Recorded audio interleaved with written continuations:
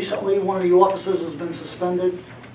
I know you can't get into any specifics, but I have a few questions about some of the procedures that were followed. Number one, was a hearing held in front of the Committee on Police?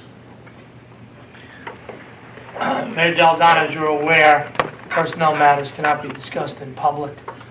You can certainly make any comments that you deem appropriate, but I'm advising the mayor and council that they should not go into any aspect of the procedure as far as the individual or the policies and procedures that were followed in the individual.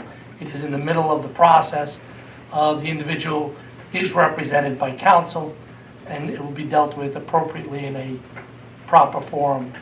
But this would not be the appropriate forum and would be a violation of the statute. Can you know that it was a hearing? Anything. Who's in charge of discipline over the police department in any matter? Mayor Donna, as you're aware, the public portion of a comment would be to make comment. The mayor and council generally does not answer any questions unless it deems it appropriate. So I don't think... Taxpayer, I'm not allowed to ask. No, you're allowed. No, you certainly. Who's in charge of discipline? I would never suggest in the public portion to censor any question or any comment. What I'm just suggesting to you is that it's really meant for a comment portion, not for a question and answer portion. Okay, I guess I'll put in Oprah requests for some of this stuff. Who's suspended Officer Delle? Again, Mayor Donna. I'd like to make some statements. Yes, statements are fine. Okay. We've had many times in the past where officers have had problems. I mean, this is not, we don't live in a bubble. They deal with criminals, they deal with people who are uncooperative, they deal with people who, don't necessarily agree with what they're doing, no matter who's right or who's wrong. We've had officers in the past that actually have committed or have pleaded guilty to crimes